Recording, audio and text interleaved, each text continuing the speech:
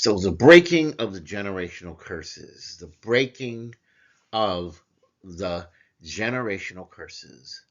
The concept of breaking generational curses has been explored across spiritual and philosophical traditions as the process of transcending inherited burdens, behaviors, and toxic patterns that have been passed down through family lines. This video will examine different religious teachings, philosophical frameworks, and psychological perspectives to support the idea that individuals are being called to confront these inherited struggles, set boundaries, and transform their lineage by embracing personal power.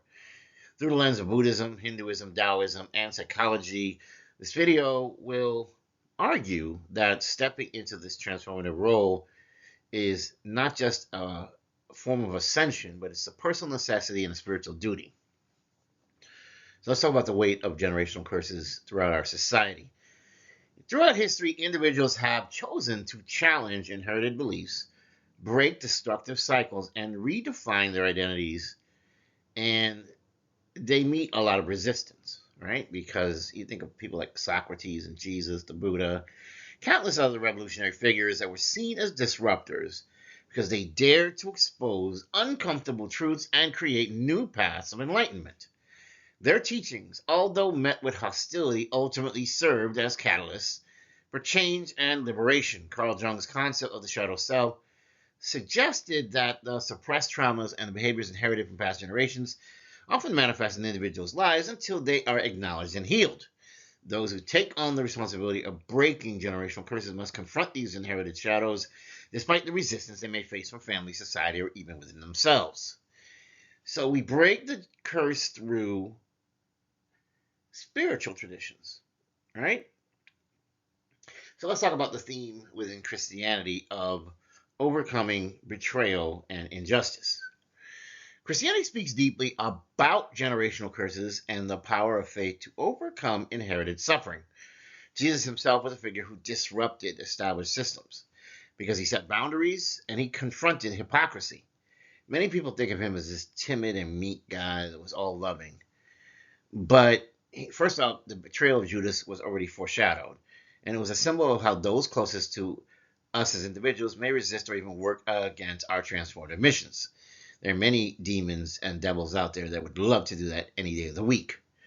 But the true purpose is going to outweigh this betrayal, this familial resistance. And breaking the curse comes with great trials, but it's not impossible. With God, all things are possible. Buddhist philosophy emphasizes that suffering arises from attachment, including attachment to past identities, familial expectations, and karmic cycles. The Buddha himself rejected the traditional roles expected from him and instead sought personal enlightenment. He taught that individuals are not bound to the suffering of their ancestors and that through mindfulness and wisdom, one can break free from inherited pain. Non-attachment is a really good way to do that. Those seeking to break generational curses must learn from Buddhism's principle of non-attachment. By releasing the need for external validation and focusing on self-awareness and inner peace, individuals can liberate themselves from the cycle of suffering that's persisted through generations.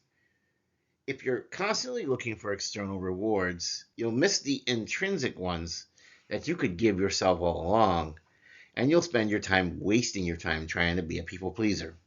Taoism, aligning with the natural flow of transformation. Taoism teaches that change and transformation are natural and necessary parts of life.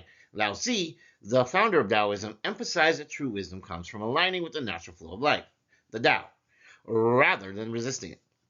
Sometimes this means challenging long-standing family traditions, customs, or societal expectations in order to restore balance. It's okay if you don't agree with those that came before you. There's some sort of balance that you try to have with the ancestors, but by the same token, sometimes it is time to form a new paradigm. So we think about Wu Wei, and so we can embrace this journey naturally, allowing transformation to unfold without unnecessary resistance. Just as a river reshapes the landscape over time, those who commit to breaking generational patterns will see the impact grow as they persist in their truth, and the universe will help you do it. Hinduism, fulfilling one's dharma. Hindu philosophy introduces the concept of dharma or duty as an essential force in life. The Bhagavad Gita presents the story of Arjuna, a warrior who faces an internal moral struggle before battle. Lord Krishna advises him that fulfilling his duty, even when it involves confrontation, is necessary for the greater good. because sometimes some of us are chosen ones, and we agreed before we came into this incarnation to work with God to confront some of the toughest struggles. So this teaches that standing firm in one's truth is not an act of selfishness, but one of cosmic balance. Dharma calls individuals to rise above inherited limitations, seek justice, and act in alignment with divine will, even when faced with opposition from those closest to them.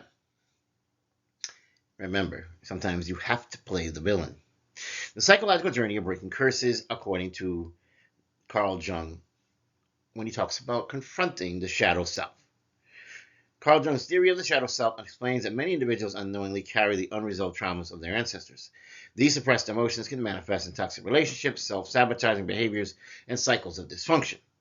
Breaking a generational curse requires integrating the shadow self, acknowledging inherited pain, learning from past mistakes, making conscious efforts to do better to break destructive cycles.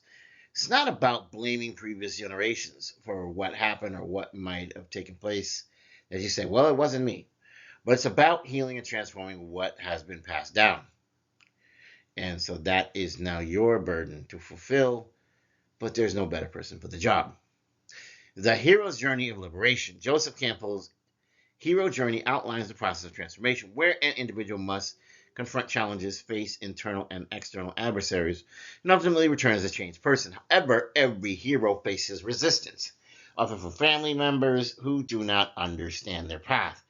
In the process of breaking a generational curse, one must embrace one's role as the hero, stepping away from old cycles, facing criticism, and making difficult choices that prioritize growth over comfort. This journey is not for the faint of heart, but is necessary for true liberation. Now, one person's hero can be another person's villain. So just be mindful that even when you're the hero, you might be in your villainy era. Many cultural traditions place rigid expectations on individuals based on their gender, making it especially difficult for those who wish to break free from inherited roles. Women who assert independence are often labeled as rebellious. Men who reject toxic masculinity may face ridicule. Breaking a generational curse means dismantling these harmful expectations and embracing a path that aligns with authenticity rather than tradition. Figures like Malala Yousafzai and Rosa Parks can exemplify how challenging societal norms can lead to profound transformation. Remember, this is what we call getting in good trouble, right? Civil disobedience is always called for against unjust laws. Modern society is increasing, recognizing the importance of breaking toxic generational cycles, as seen through the growing awareness of mental health, self-care, and boundary setting. Pop culture has also embraced narratives where individuals reject outdated traditions in favor of self-actualization.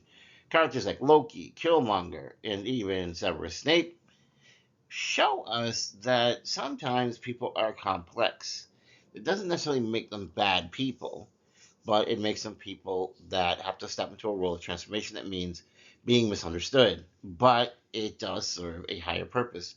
And sometimes when they're right, they're right. We see in the Loki series on Disney Plus that Loki, this particular variant, went to a path of redemption, even though he was really the villain in the beginning.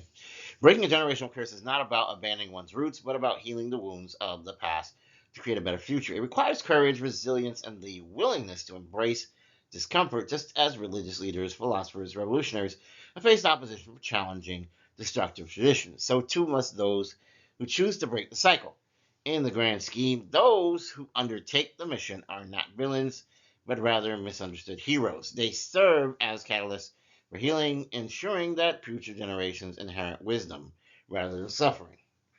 Whether through religious teachings, philosophical insights, or psychological understanding, it becomes abundantly clear that breaking a generational curse is not only a personal duty, but a divinely inspired and aligned mission. So are you up to the challenge?